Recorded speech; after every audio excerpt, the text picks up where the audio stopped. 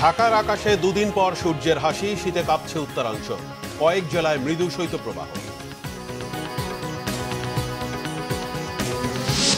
দ্রুত নির্বাচন দাবির সমালোচনা সৈয়দ রেজাউল করিমের, মানবিক দেশ গড়তে ঐক্য চান ডাক্তার শফিক।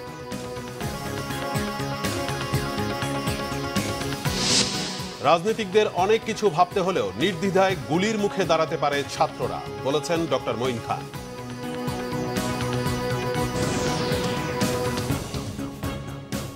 দেখছিলেন ক্রাউন সিমেন্ট সংবাদ শিরোনাম, এবার বিস্তারিত।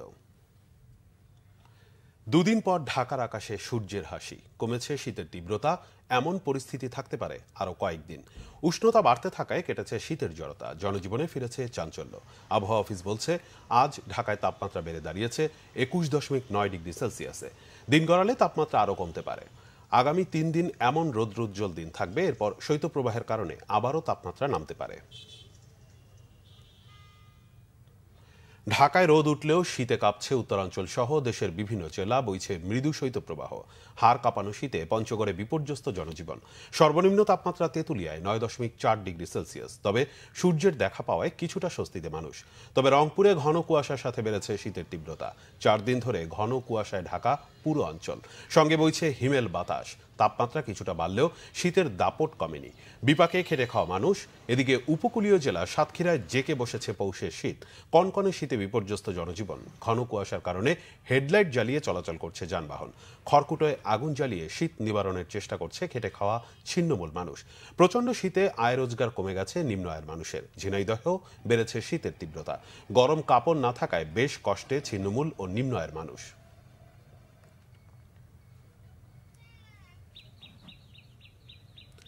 বিএনপির ভারপ্রাপ্ত চেয়ারম্যান তারেক রহমানের বিরুদ্ধে করা চাঁদাবাজির 4 মামলা বাতিলে হাইকোর্টের রায়ের বিরুদ্ধে লিভ টু আপিল করেছে রাষ্ট্রপক্ষ।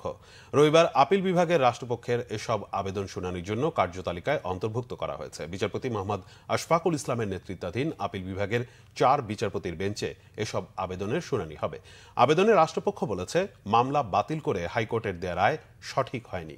গত 23 অক্টোবর বিচারপতি একেএম আসাদুজ্জামান ও বিচারপতি সৈয়দ এনায়েত হোসেনের দ্বৈত বেঞ্চ তারেক রহমানের বিরুদ্ধে দায়েরকৃত 4টি মামলা বাতিল করে রায় দিয়েছিলেন। 111-এর সময় তারেক রহমানের বিরুদ্ধে কাফরুল থানায় চাঁদাবাজির ওই 4টি মামলা করা হয়। জুলাই গণ অভ্যুত্থানের স্বীকৃতি পেতে ঘোষণাপত্র সপ্তাহ পালন করবে বৈষম্য বিরোধী ছাত্র আন্দোলন ও জাতীয় নাগরিক কমিটি। এজন্য 6 থেকে 11 জানুয়ারি সারা দেশে গণসংযোগ, লিফলেট বিতরণ ও সমাবেশ করবে তারা। ঘোষণাপত্র বাস্তবায়নের বিষয়ে দৃশ্যমান উদ্যোগ না দেখায় এ নিয়ে শনিবার সংবাদ সম্মেলন করে বৈষম্য বিরোধী ছাত্র আন্দোলন ও জাতীয় নাগরিক কমিটি। এতে সংগঠনের পক্ষ থেকে জানানো হয়, 71-এর স্বীকৃতি থাকলেও 90 বা 24 আন্দোলনের স্বীকৃতি নেই। সেই স্বীকৃতি পেতেই জুলাই ঘোষণাপত্র দেওয়ার সিদ্ধান্ত নিলেও অন্তর্বর্তী সরকারের আশ্বাসে পিছিয়ে আসে তারা। কিন্তু এ বিষয়ে সরকারের কোনো উদ্যোগ নেই। সকল রাজনৈতিক দলগুলোকে জুলাই গণ অভ্যুত্থানের স্বীকৃতি আদায়ে উদ্যোগ নেওয়ারও আহ্বান জানান তারা। সরকার কার্যকর উদ্যোগ না নিলে কঠোর আন্দোলনে যাওয়ার ঘোষণা দেয় বৈষম্য বিরোধী আন্দোলন ও নাগরিক কমিটি। তবে গণপরিষদ এবং সংসদ উভয় নির্বাচন একসাথে হলেও তাদের কোনো আপত্তি নেই বলে জানানো হয় সংবাদ সম্মেলনে। জুলাই শহীদ স্মৃতি ফাউন্ডেশনের সাধারণ সম্পাদক সার্জিস আলম বলেছেন, বাংলাদেশের সাথে ভারতের সম্পর্ক কেমন হবে তা নির্ভর করবে দেশটির আচরণ ও মনোভাবের উপর। শনিবার দুপুরে চট্টগ্রামে ইসলামী আন্দোলন বাংলাদেশ আয়োজিত ভারতের রাজনৈতিক ও সাংস্কৃতিক আধিপত্য প্রতিরোধে চট্টগ্রামের আঞ্চলিক সমস্যার সমাধান এবং বৈষম্যহীন কল্যাণ রাষ্ট্র প্রতিষ্ঠায় জাতীয় ঐক্যের প্রয়োজনীয়তা নিয়ে গোলটেবিল বৈঠকে তিনি কথা বলেন। এ সময় সার্জিস আরও বলেন, ফ্যাসিস্ট খুনি হাসিনাকে আশ্রয় দিয়ে বাংলাদেশের মানুষের সেন্টিমেন্টের বিপক্ষে অবস্থান নিয়েছে ভারত। 16 বছরে ক্ষমতায় টিকে থাকতে আওয়ামী লীগ স্বেচ্ছায় দাসত্ব বরণ করে ভারতকে মনিবের আসনে বসিয়েছিল বলেও মন্তব্য করেন তিনি। আগামী দিনে ভারতের সাথে বাংলাদেশের সম্পর্ক হবে ন্যায্যতার ভিত্তিতে। একই অনুষ্ঠানে ইসলামী আন্দোলন বাংলাদেশের আমির মুফতি সৈয়দ মোহাম্মদ রেজাউল করিম বলেন, দেশের টাকা পাচারকারী স্বৈরাচারদের যখন কেউ সহানুভূতি দেখিয়ে নির্বাচনে আসার বিষয়ে আহ্বান করে, সেটি খুবই দুঃখজনক। দ্রুত নির্বাচন চাওয়ারও সমালোচনা করেন তিনি।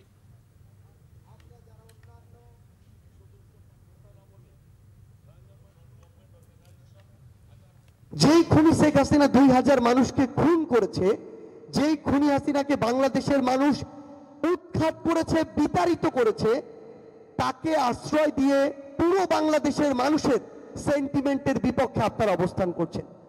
এটা আপনাদের পররাষ্ট্রনীতির অনেক বড় একটা দুর্বলতা।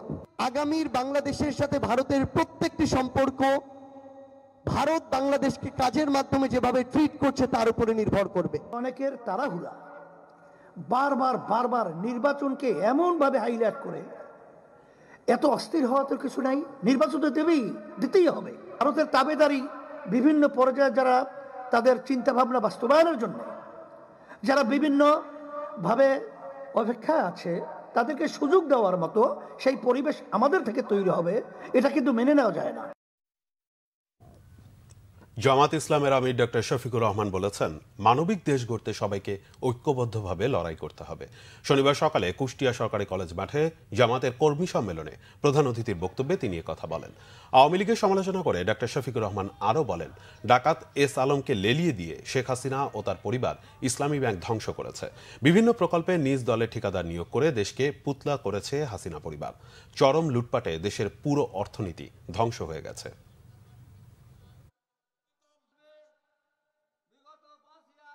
যারা এদেশের মুক্তিযুদ্ধ এবং স্বাধীনতাকে নিজেদের ঔরসী তালুক মনে করতেন, তারা চেতনার কথা বলতেন। চেতনার কথা বলে বলে যেই জাতিকে তারা লুণ্ঠন করেছেন, তাদের এই গত 15.5 বছরের আমলে যার হিসাব বের হয়ে আসছে 26 লক্ষ কোটি টাকা, যা বাংলাদেশের বার্ষিক বাজেটের প্রায় 5 গুণ। কোথাও কিছু হলেই যত দোষ নন্দঘোষ সব করেছে জামাতে ইসলামী, কিন্তু আখের গিয়ে আর খুঁজে পায় না, প্রমাণ করতে পারে না, একটাও প্রমাণ করতে পারে না। বিএনপির স্থায়ী কমিটির সদস্য ডক্টর আব্দুল মঈন খান বলেছেন, ছাত্র জনতার বিপ্লবের মাধ্যমে দেশের 1.5 দশকে স্বৈরাচারী শাসকের পতন হয়েছে। ছাত্রদের আত্মত্যাগের ফলেই দেশ স্বাধীন হয়েছে। দুপুরে মোরেলগঞ্জ উপজেলা সদরের আজিজিয়া মাধ্যমিক বিদ্যালয় মাঠে এক সংবর্ধনা অনুষ্ঠানে তিনি এসব কথা বলেন। মঈন খান বলেন, একজন রাজনীতিবিদ গুলির সামনে দাঁড়াতে গেলে অনেক কিছু চিন্তা করে, ছাত্ররাই পারে নির্দ্বিধায় গুলির মুখে দাঁড়াতে।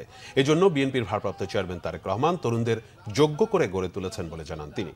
অনুষ্ঠানে আরও বক্তব্য দেন বিএনপির কেন্দ্রীয় কমিটির গবেষণা বিষয়ক সম্পাদক কৃষিবিদ শামীমুর রহমান শামীম, গণশিক্ষা বিষয়ক সম্পাদক ডক্টর মোর্শেদ আসিফ হাসান সহ অন্যরা। আমাদের উপলব্ধি করতে হবে এবং তা থেকে তারা কেন এই দেশ ছেড়ে পালিয়ে যেতে বাধ্য হয়েছে, এই বিষয়গুলি কিন্তু আমাদের উপলব্ধি করতে হবে এবং তা থেকে আমাদের শিক্ষা নিতে হবে। তারা তো অনেক ক্ষমতার বলে বলিয়ান ছিল, তারা অকাতরে গুলি করে ছাত্র জনতার জীবন নিয়েছে। এই স্বল্পতম সময়ের ভেতরে এত মানুষ তাদের বুকে রক্ত ঝরেছে, পৃথিবীর ইতিহাসে এর অনেক বেশি উদাহরণ খুঁজে পাওয়া যাবে না। বন্দুকের গুলি কিন্তু এদেশের ছাত্র জনতাকে দমাতে পারে নাই। পাবনার ঈশ্বরদীতে রূপপুর বিদ্যুৎ প্রকল্পের গ্রিন সিটির 4 তলা থেকে পড়ে রুশ নারীর মৃত্যু হয়েছে। ভোরে গ্রিন সিটির 9 নম্বর বিল্ডিং এ ঘটনা হয়। গ্রিন সিটি এলাকা পরিদর্শন করেছেন ঈশ্বরদী সার্কেলের অতিরিক্ত পুলিশ সুপার বিপ্লব কুমার গোস্বামী। ঈশ্বরদী থানার ওসি শহীদুল ইসলাম জানান, নিহত রুশ নারী ও তার স্বামীর মধ্যে কথা কাটাকাটির জেরে এ ঘটনা ঘটেছে। 5 জানুয়ারির মধ্যে ছাত্র সংসদের রোডম্যাপ না দিলে বেগম রোকেয়া বিশ্ববিদ্যালয় প্রশাসনের সব কার্যক্রম বন্ধের ঘোষণা দিয়েছে বৈষম্য বিরোধী ছাত্র আন্দোলন। সকালে বিশ্ববিদ্যালয় ক্যাম্পাসে সংবাদ সম্মেলনে বৈষম্য বিরোধী ছাত্র আন্দোলনের সদস্য সচিব রহমত আলী ও বেগম রোকেয়া বিশ্ববিদ্যালয় সমন্বয়ক শামসুর রহমান সুমন, আশিকুর রহমান আশিক জানান, গণ অভ্যুত্থানে হামলাকারীদের গ্রেফতার ও শাস্তি নিশ্চিত না করে বিশ্ববিদ্যালয় শিক্ষক সমিতি নির্বাচন প্রস্তুতি নিচ্ছে। শিক্ষার্থীরা দীর্ঘদিন ধরে ছাত্র সংসদ নির্বাচনের দাবি জানিয়েও এর কোনো উদ্যোগ নেয়নি কর্তৃপক্ষ। ছাত্র সংসদ নির্বাচনের আগে বিশ্ববিদ্যালয়ে কোনো নির্বাচন অনুষ্ঠান করতে দেবে না বলে জানান তারা। সাতক্ষীরা জেলা কমিটি বাতিলের দাবিতে সংবাদ সম্মেলন করেছে বৈষম্য বিরোধী ছাত্র আন্দোলনের একাংশ। এ সময় নতুন কমিটি থেকে পদত্যাগ করেন 9 শিক্ষার্থী। সকালে শহীদ আসিফ চত্বরে সংবাদ সম্মেলনে তারা অভিযোগ করেন, ছাত্র জনতার জুলাই বিপ্লবের প্রথম সারিতে যারা ছিলেন তাদের বাদ দিয়ে বহিরাগতদের কমিটিতে নেওয়া হয়েছে। ছাত্র আন্দোলনের সমন্বয়ক বখতিয়ার হোসেন লিখিত বক্তব্যে বলেন, বর্তমান কমিটি একটি ভিত্তিহীন বিল্ডিং মাত্র। স্বজনপ্রীতির মাধ্যমে ত্যাগীদের অবমূল্যায়ন করে পকেট কমিটি করা হয়েছে। সংবাদ সম্মেলনে নতুন কমিটি থেকে 9 জন পদত্যাগের ঘোষণা দেন। রামপাল তাপবিদ্যুৎ কেন্দ্রের কয়লার ফলে দূষিত হচ্ছে সুন্দরবন সংলগ্ন নদ নদীর পানি। পারদের মাত্রা বেড়েছে প্রায় 10 গুণ। এতে উপকূলে মরে যাচ্ছে গাছপালা, নদ নদীর মাছ। নানা রোগে আক্রান্ত হচ্ছে নারী ও শিশুরা। মোংলা প্রতিনিধি জসিমউদ্দিনের তথ্য ছবিতে ডেস্ক রিপোর্ট। দেশের ক্রমবর্ধমান বিদ্যুতের চাহিদা মেটাতে সুন্দরবন সংলগ্ন পশুর নদীর তীর ঘেঁষে বাগেরহাটের রামপালে ভারত বাংলাদেশ জয়েন্ট ভেঞ্চারে নির্মাণ করা হয় তাপবিদ্যুৎ কেন্দ্র। 2023 সালের 23 ডিসেম্বর বাণিজ্যিকভাবে বিদ্যুৎ উৎপাদন শুরু করে কেন্দ্রটি। এক বছরের মধ্যেই দূষণের প্রভাব পড়ছে মোংলা উপকূলে। কোথাও মরে যাচ্ছে গাছপালা, আবার কোথাও গাছে ধরছে না ফল। নদ নদীতে কমে গেছে মাছ, চাষের অনুপযোগী হয়ে পড়েছে জমি। নানা রোগে আক্রান্তের পাশাপাশি ব্যাপক ক্ষতির মুখে উপকূলবাসী। শাক সবজি ফসলাদি তো কিছুই হচ্ছে না। 2-3 বছর আগে যা হতো এখন টোটালি কোনো সবজি নাই। আগে নিজেরা ডাব বিক্রি করতাম, নারকেল খাতাম, বড়দিনের কত উৎসবে, কিন্তু এখন তো কিছুই নেই। টোটালে কোনো মাছ পাচ্ছি না। দেখেন না, ট্রলারগুলো সব ওই ডাঙ্গায় উঠানো। আর এই যে কয়লা বিদ্যুৎ কেন্দ্র আসে আরো দূষণিত করেছে। এখন মাছ মোটেও নাই, আমাদের নদীতেও নাই, গাঙ্গেও নাই, সুন্দরবন খালেও নাই। আগের তো ধান হতো, এখনো ধান পান কোনো ফসলই হয় না। মহিলাদের বেশি ক্ষতি হচ্ছে, বাচ্চারা প্রায় দেখা যাচ্ছে বিকলাঙ্গ। পরিবেশ ও জ্বালানি বিশেষজ্ঞরা বলছেন, কয়লা পুড়িয়ে বিদ্যুৎ উৎপাদনের ফলে পশুর নদের পানিতে পারদের পরিমাণ বেড়েছে 10 গুণ। দূষণের কবলে পড়েছে সুন্দরবন ও মোংলা উপকূল। এটা যখন নির্মাণ করা হয় তখন আমরা এটার বিরোধিতা করেছি এবং আমরা বলেছি এটা কোনোভাবে বাংলাদেশের স্বার্থ তো রক্ষাই করবে না এবং এটা একটি সুন্দরবন বিনাশী প্রকল্প এবং আমাদের জীববৈচিত্র্যের জন্য ক্ষতিকর। কিন্তু পৃথিবীর কোনো উন্নত দেশ আর কয়লা বিদ্যুৎ কেন্দ্র বানায় না। পৃথিবীতে যে সমস্ত দেশে কয়লা খনি রয়েছে তারা খনি বন্ধ করে দিচ্ছে। কাজেই আমাদের মতো দেশে, যে জায়গায় ঘনবসতির দেশ, যে জায়গায় পরিবেশ দূষণ হলে মানবিক বিপর্যয় নেমে আসে, সেই জায়গায় নতুন করে কয়লা ভিত্তিক বিদ্যুৎ কেন্দ্র করার কোনো যৌক্তিকতা ছিল না, এখনো নাই। বিদ্যুৎ কেন্দ্রটি নির্মাণে রয়েছে নিম্নমানের যন্ত্রাংশ ব্যবহারের অভিযোগ। সংশ্লিষ্টরা বলছেন, গত 1 বছরেও সক্ষমতার অর্ধেক বিদ্যুৎ উৎপাদন হয়নি কেন্দ্রটি থেকে। বিদ্যুৎ ব্যবহার না করেও গত 1 বছরে বাংলাদেশকে ভর্তুকি দিতে হয়েছে 4000 কোটি টাকারও বেশি। বিপুল টাকা, কিন্তু 4340 কোটি টাকায় আমরা 10টা ইউনিভার্সিটি বানাতে পারি। 1 বছরে এই টাকা দেওয়া হয়েছে, কিন্তু আমরা বিদ্যুৎ পেয়েছি কত শতাংশ? ওই যে অর্ধেকেরও কম, 39 বা 40% সময় চলেছে। তার মানে 60% সময় বিদ্যুৎ কেন্দ্র বসেছিল। তার মানে বসিয়ে রেখেও টাকা দিতে হচ্ছে। এইটা আমার বাজেট থেকে আমার জনগণের করের টাকা ওখানে, আমাদের জনগণের ওখানে চলে যাচ্ছে। বাংলাদেশের গলার কাটা হয়ে দাঁড়িয়ে থাকা রামপাল তাপবিদ্যুৎ কেন্দ্রটি দ্রুত বন্ধ করে দেওয়ার দাবি স্থানীয়দের। Bangla vision news desk. দেশের বিভিন্ন জায়গার আরো কিছু খবর নিয়ে এখন একটি ডেস্ক রিপোর্ট। লালমনিরহাটে অসহায় ও দুস্থ মানুষের মাঝে শীতবস্ত্র বিতরণ করেছেন বিএনপির জাতীয় নির্বাহী কমিটির সাংগঠনিক সম্পাদক অধ্যক্ষ আসাদুল হাবিব দুলু। সদর উপজেলার বিভিন্ন ইউনিয়ন ও পৌরসভায় গভীর রাতে এসব শীতবস্ত্র বিতরণের সময় ছিলেন দুলুর সহধর্মিণী লায়লা হাবিবও। কেন্দ্রীয় বিএনপির প্রচার সম্পাদক সুলতান সালাউদ্দিন টুকুর পক্ষ থেকে টাঙ্গাইলের সুবিধাবঞ্চিত মানুষের মাঝে শীতবস্ত্র বিতরণ করা হয়েছে। সদর উপজেলার কাতলি ইউনিয়ন উচ্চ বিদ্যালয় মাঠে টাঙ্গাইল জেলা মহিলা দলের সাবেক সাধারণ সম্পাদক অ্যাডভোকেট মমতাজ করিম 4 শতাধিক অসহায় মানুষের মাঝে এসব শীতবস্ত্র বিতরণ করেন। জামায়াতে ইসলামীর সেক্রেটারি জেনারেল মিয়া গুলাম পরোয়ার বলেছেন, ফ্যাসিস্ট সরকার জুলাই অভ্যুত্থানের পর আনসার কাণ্ড, সচিবালয় ঘেরাও ও আগুন দিয়ে পাল্টা কু করার চেষ্টা করেছে।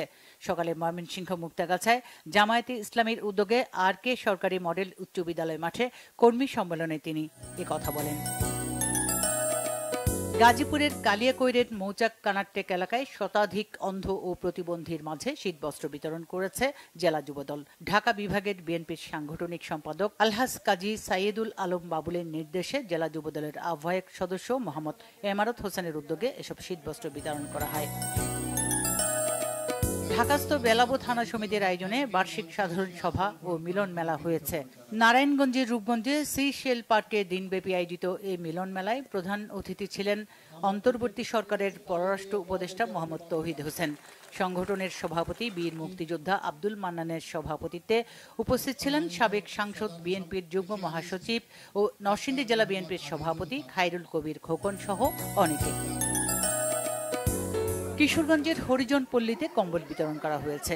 শুক্রবার রাত 12টা থেকে গভীর রাত পর্যন্ত হরিজন পল্লী থেকে পাগলা মসজিদ সংলগ্ন এলাকা, রেল স্টেশন, বাস টার্মিনাল ও শহরের পথ শিশু সহ ছিন্নমূল মানুষের মাঝে এসব কম্বল বিতরণ করা হয়। শহরের হরিজন কলোনিতে প্রধান অতিথি হিসেবে উপস্থিত থেকে কম্বল বিতরণ করেন জেলা প্রশাসক ফৌজিয়া খান। এদিকে কুড়িগ্রামে নৈতিক সমাজের উদ্যোগে অসহায় শীতার্থের মাঝে কম্বল বিতরণ করা হয়েছে। শহরের মোল্লাপাড়া এলাকায় জেলা শহরের বিভিন্ন বস্তি ও চরের 4 শতাধিক দরিদ্রের মাঝে এসব কম্বল বিতরণ করা হয়। 29তম প্রতিষ্ঠা বার্ষিকী উপলক্ষে মাসব্যাপী কর্মসূচির উদ্বোধন করেছে এশিয়ান ইউনিভার্সিটি অব বাংলাদেশ। সকালে আশুলিয়া ক্যাম্পাসে জাতীয় পতাকা ও বিশ্ববিদ্যালয়ের পতাকা উত্তোলনের পর এর উদ্বোধন করেন বিশ্ববিদ্যালয়ের প্রতিষ্ঠাতা প্রফেসর ডক্টর আবুল হাসান মোহাম্মদ সাদেক। এরপর শোভাযাত্রা শেষে বিশ্ববিদ্যালয়ের উপাচার্য এমেরিটাস প্রফেসর ডক্টর শাহজাহান খানের সভাপতিত্বে আলোচনা সভা ও কেক কাটা হয়। নওগাঁর বদলগাছিতে বিএনপির ভারপ্রাপ্ত চেয়ারম্যান তারেক রহমানের নির্দেশে রাষ্ট্র সংস্কারের 31 দফার আলোচনা ও সম্প্রীতি সভা হয়েছে। উপজেলার মির্জাপুর কেসি উচ্চ বিদ্যালয় মাঠে বালুভরা ইউনিয়ন বিএনপির আয়োজনে এতে প্রধান অতিথি ছিলেন জাতীয়তাবাদী কৃষক দলের কেন্দ্রীয় কমিটির যুগ্ম সাধারণ সম্পাদক Fazle Huda Babul. Bangla vision news desk. সংবাদ শেষ করব ক্রাউন সিমেন্ট শিরোনামগুলো আরেকবার জানিয়ে। ঢাকার আকাশে দুদিন পর সূর্যের হাসি, শীতে কাঁপছে উত্তরাঞ্চল, কয়েক জেলায় মৃদু শৈত্যপ্রবাহ। দ্রুত নির্বাচন দাবির সমালোচনা সৈয়দ রেজাউল করিমের, মানবিক দেশ গড়তে ঐক্য চান ডাক্তার শফিক।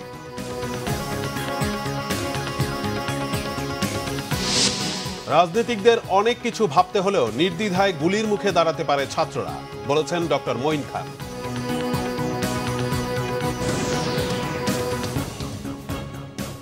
এই ছিল এখনকার মতো। পরের সংবাদ সন্ধ্যে 7:30টায়। এছাড়া বাংলা ভিশন সংবাদ ও সংবাদ সংশ্লিষ্ট অনুষ্ঠান দেখতে ভিজিট করুন www.bvnews24.com ও facebook.com/banglavisionnews এবং সাবস্ক্রাইব করুন youtube.com/banglavisionnews। ধন্যবাদ।